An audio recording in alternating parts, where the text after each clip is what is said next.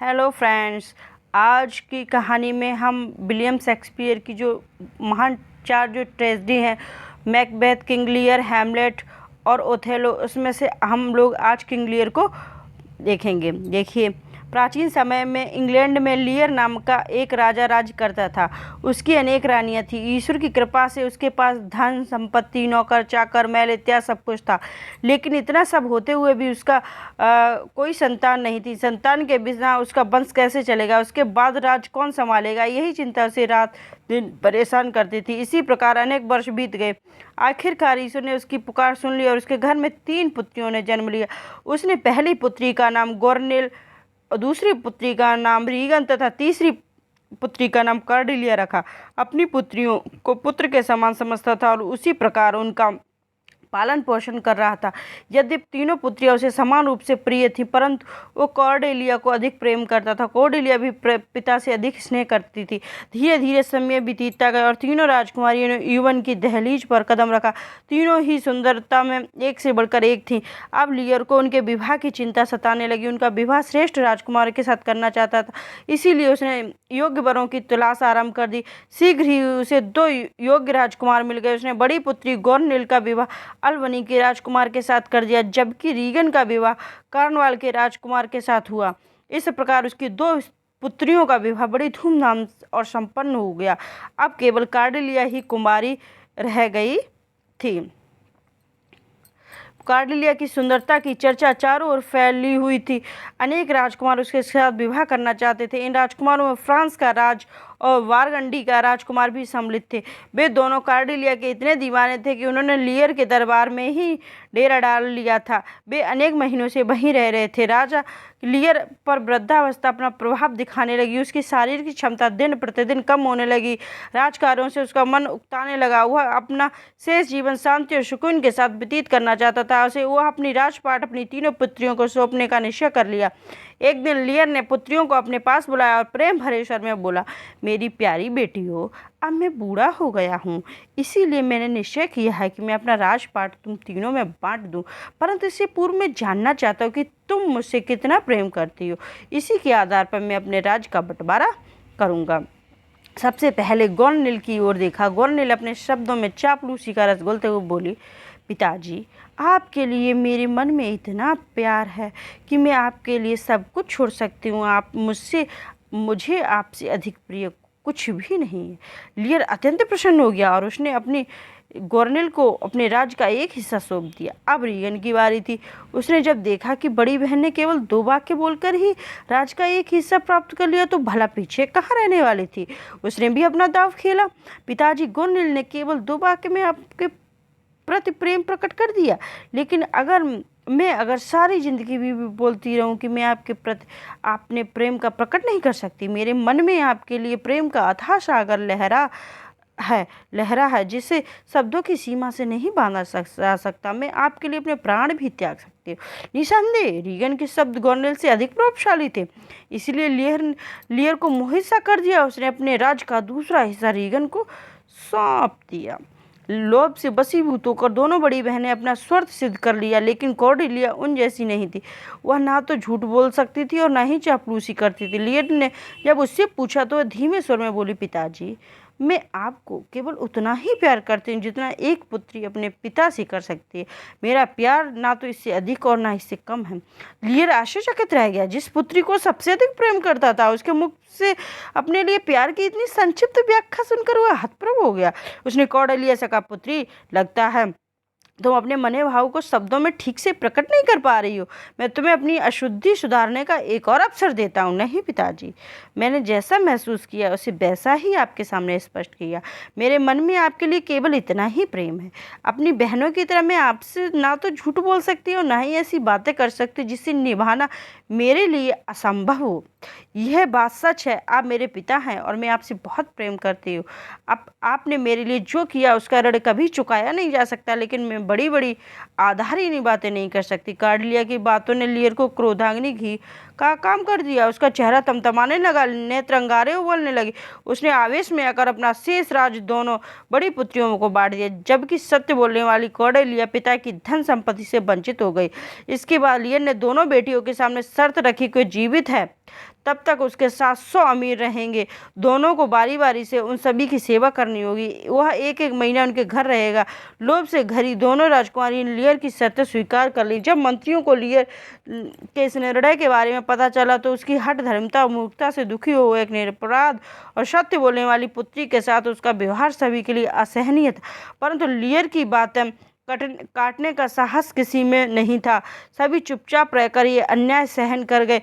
किंतु एक सामंत था जो लियर का अत्यंत निकट और विश्वासपात्र था। उसका नाम था कांत था। लियर उसकी बातों को बहुत महत्व देता था। उसने उसे समझाने का प्रयास किया, परंतु पुत्रियों के प्रेम में अंधे हुए लियर को उसकी बातें जहर तीर की समान लग रही थी। उसने क्रोध में भरकर कांत को देश से निकाल दिया। इसके बाद लियर ने दोनों राजकुमारियों को बुलाया। कॉर्डेलिया से विवाह करना चाहते थे। उसने उनसे पूछा, मैंने कॉर्डेलिया को अपने राज्य और धन संपत्ति से अलग कर दिया। इसकी हालत एक भिखारिन के समान है। तुम में से जो इसके साथ विवाह करना चाहता है वह आगे आए। मैंने एक राजकुमारी से प्रेम किया था, एक किसी भिखारिन से नहीं। मैं कॉर्डेलिया से विवाह करके अपने परिवार का अपमान नहीं कर सकता। यह कहकर वारगंडी के राजकुमार ने इनकार कर दिया।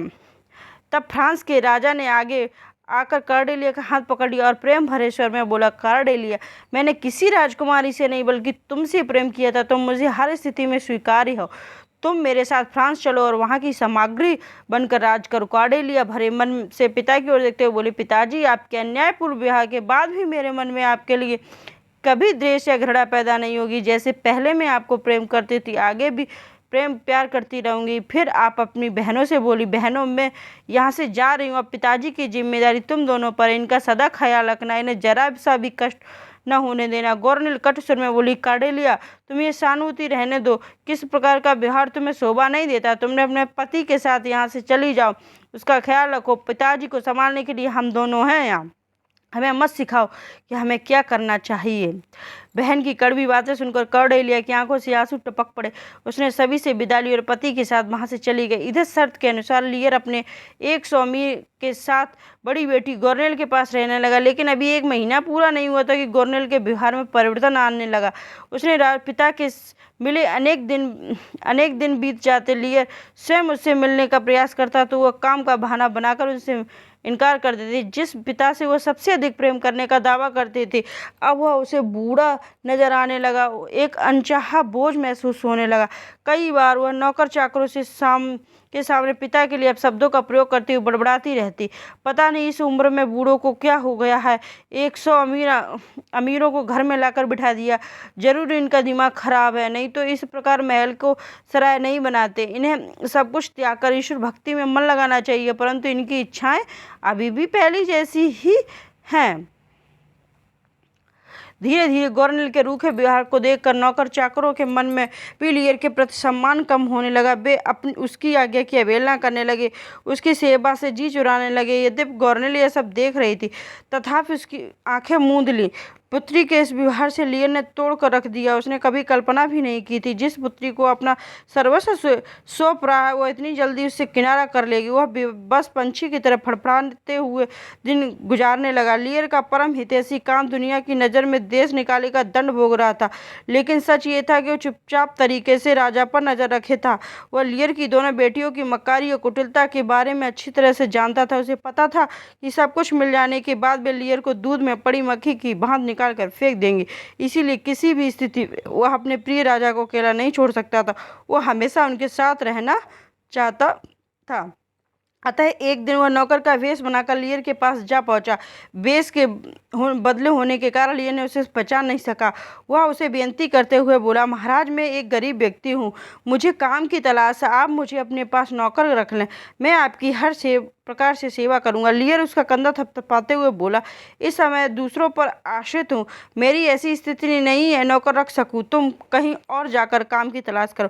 कांत भला कहाँ हार मारने वाला तो पुनः बोला, राजन, मुझे धन की आवश्यकता नहीं, मैं बचा हुआ भोजन खाकर आपकी सेवा करता रहूंगा, मुझे अपने से दूर मत कीजिए। लियर कुछ आश्वस्त होकर बोला, ठीक है, लेकिन तुम क्या काम जानते हो? कांत ब्रह्मचर्य मालिक में साफ सफाई से लेकर मेहमानों की सेवा सब कुछ कर सकता हूँ।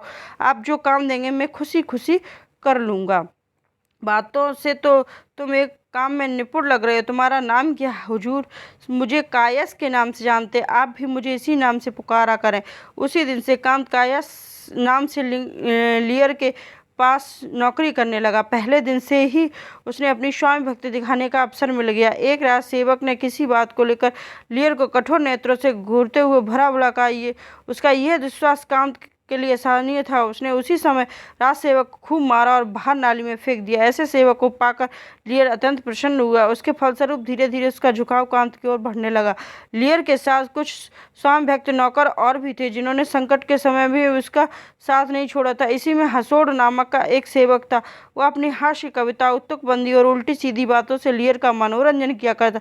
अनेक बार वह राजा के भोलेपन, राजकों कुटिलता पर तुकबंदी लिख डालता था। इस प्रकार हसोड़ और कायस दोनों मिलकर लियर को प्रसन्न रखने का प्रयास करते थे, लेकिन गॉर्नेल उन पर भारी थी। लियर को कष्ट देने के लिए वह अकेली ही बहुत थी। एक दिन गॉर्नेल चिढ़ते हुए पिता के पास आई, तीखे सुर में बोली, बस बहुत हो चुका, अब मैं आपकी तथा आपके साथियों की और अधिक सेवा नहीं कर सकती। आप लोग ने मेरा घर को धर्मशाला बनाकर रख दिया है। मेरे पास इन पर खर्च करने के लिए फिजूल का धन नहीं है। अच्छा यही होगा कि आप यहाँ से चले जाएं। इन शब्दों ने लियर को अपमान की आग में झुलसा डाला। उसने उसी समय बड़ी बेटी को छोड़कर छोटी बेटी रीगन के घर जाने का निश्चय किया। आज्ञा मिलते ही सेवक ने उसकी उस दिन सब तैयारी कर दी। अगले दिन लियर उसके 100 साथी अपने रथों पर सवार हुए। चलने से पूर्व लियर ने महल की ओर देखा और करुण स्वर में प्रार्थना करते हुए बोला, हे ईश्वर, गॉर्नेल ने मेरी बेटी होने के कारण बाद भी सदा मेरा अपमान और तिरस्कार किया। मुझे आप शब्द कहे मुझे मेरे ही महल से चले जाने के लिए विवश कर दिया। प्रभु मैं साफ देता हूँ कि इस दुष्टा को कभी संतान का सुख नसीब न हो। जिस प्रकार इसने मुझे दुष्ट कष्ट दिया उसी प्रकार ये सभी दुखों की आग में जलती रहे। फिर काफिला रीगन की घर ओर चल पड़ा। इधर लियर के जाने के बाद गॉर्नेल ने रीगन को पत्र लिखा, प्रिय बहन, ये बताते हुए मेरा मन दुख और पीड़ा के बोझ में दबा जा रहा है कि पिताजी मेरा घर छोड़कर अपने साथियों से तुम्हारे घर की ओर प्रस्थान कर चुके। लोग यही सोचेंगे कि मेरी सेवा सत्कार में कहीं कमी रह गई होगी, जिसके कारण 1 महीना पूरा होने से पहले ही पिताजी यहाँ से चले गए। कहीं तुम किसी व्यर्थ की बात पर विश्वास न कर लो, इसीलिए मैं सारी बात स्पष्ट तौर पर बता देना चाहती हूँ। बहन, शर्त के अनुसार पिताजी अपने 100 अमीर साथियों के साथ मेरे पास रहते थे। मैं उनकी यथासंभव हर प्रकार की सेवा करती थी। मैं ऐसा जीवन भर करती रहती, परंतु उनके साथियों की फिजूल खर्ची और फरमाइशों ने मुझे हिलाकर रख दिया। उनका प्रत्येक साथी स्वयं का राजा के समान समझता है। उनके लिए दिन रात शराब की नदियां बहती रहती हैं। प्रतिदिन अनेक प्रकार के व्यंजन तैयार होते। नौकरों चाकरों फौज उनकी आज्ञा मानने के लिए सदा तैयार रहती। खजाना उनकी फरमाइश को पूरी करने के लिए खर्च हो रहा था। इस पर भी उन्हें संतोष नहीं था। वे मुझसे अधिक उम्मीद लगाए बैठे थे। बहन, ऐसा भला किसके सब्र का प्याला न भरता। मैं भी एक इंसान हूँ, कब तक इस प्रकार का सर्वनाश सहन करती। हमारे पिताजी, उनकी सेवा हमारा कर्तव्य है, किंतु इसका अर्थ ये नहीं है कि हम उनकी अनुचित मांगों को भी पूरा करते रहें। मैंने उन्हें यही बात समझाने की कोशिश की, परंतु सब व्यर्थ। उन्होंने अपना अपमान समझा और हमसे नाराज होकर यहाँ से चले गए। देखा जाए तो उनका कोई दोस्त नहीं, उनके साथी ही उन्हें उनके लिए बहकाते, जिसके लिए उनको ऐश्वर्य पर कोई कसर न पड़े। बहन, मैं तुम्हारी सारी स्थिति से अवगत करा दिया है। अब तुम पर निर्भर करता है कि तुम मेरे अनुभव से लाभ उठाती हो या नहीं। यदि तुम पिताजी के अनुचित मांगों का पूरा कर दोगी तो निस्संदेह एक दिन तुम्हें भी कष्ट भोगने पड़ेंगे। इसीलिए जो उचित है वो करो। शेष तुम्हारी इच्छा। शुभचिंतक गॉर्नेल।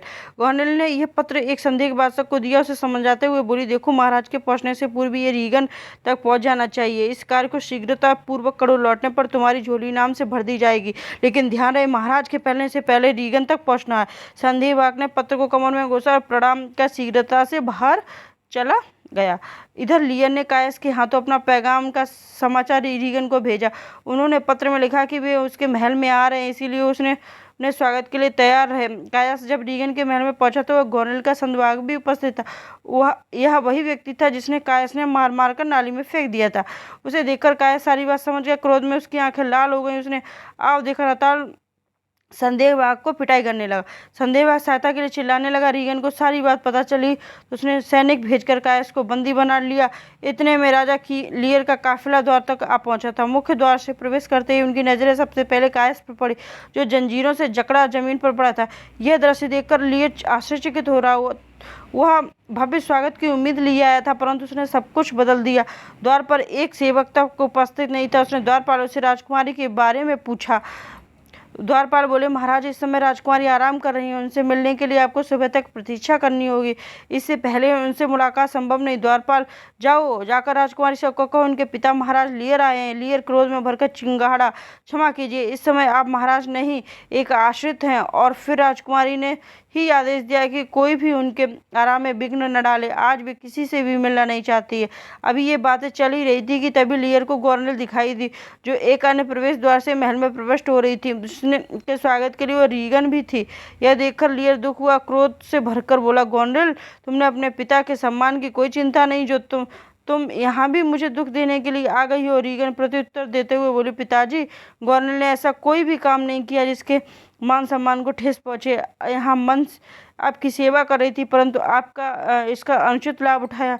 मनमाना और हठपूर्वक व्यवहार आपने अपने गवर्नर गवर्नर कॉर्डेलिया कोटिल, एक सेकेंड, कोई बार अपमानित किया, इसके लिए इसे क्षमा मांग ले और भविष्य में इसके कहे अनुसार कार्य करने की प्रतिज्ञा करें। इसी में आपकी भलाई। लियर को जैसे ही किसी ने शिला के समान बना दिया, वह अपने स्थान पर जड़ हो गया।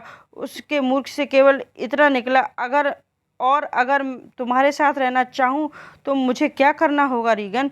रीगन कठोर स्वर में बोली, तब आपको मेरी आज्ञा का पालन करना, मैं जैसा कहूँगी वैसा करना होगा। आपके सभी अनुचित खर्चे बंद हो जाएंगे। इन 100 अमीर भिखमंगों को यहाँ से जाना होगा। इसके बाद रीगन ने कायस को बंधन मुक्त कर दिया।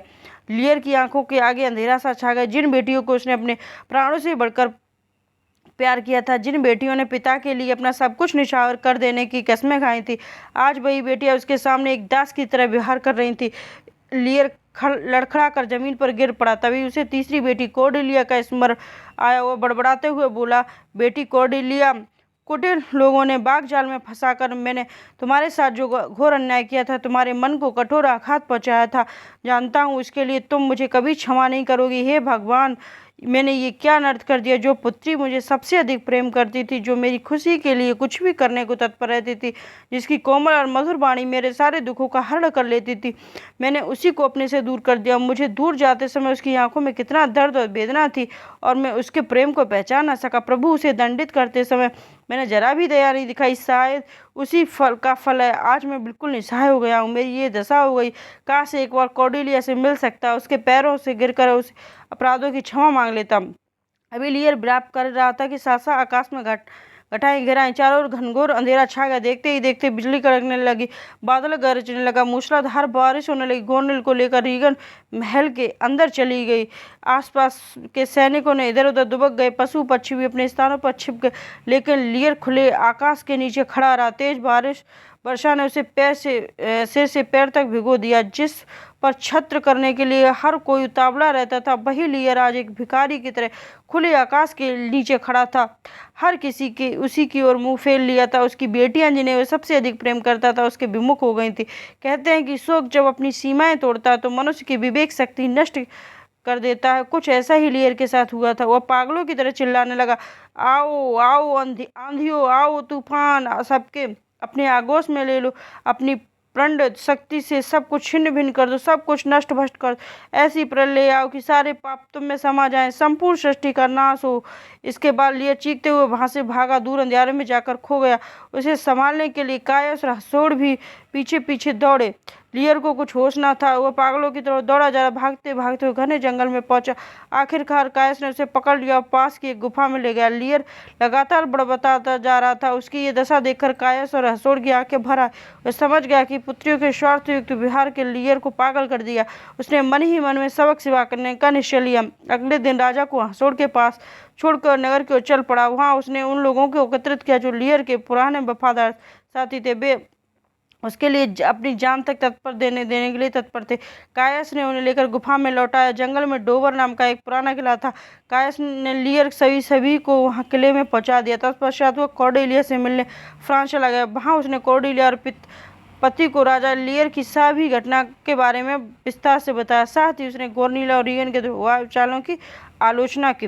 पिता की दुर्दशा के बारे में सुनकर कॉर्डेलिया की आंखों से आंसू भर आए। एक राजा की ऐसी दुर्गति होगी, उसने ये कल्पना तक नहीं की थी। जहां तक एक और उसके मन में पिता के लिए प्रेम का सागर उमड़ रहा था, वहीं दूसरी ओर बहनों के लिए क्रोध का ज्वालामुखी धधकने लगा। उसने पति की आज्ञा ली और विशाल सेना लेकर चल पड़ी। वह अतिशीघ्र पिता के पास पहुंच जाना चाहती थी। एक दिन लियर सबकी नज़रों में छिपकर किले से बाहर निकल आया और वन में भटकने लगा। कोर्डेलिया जब डोबर किले के पास पहुंची तो मार्ग में उसे लियर दिखाई दिया।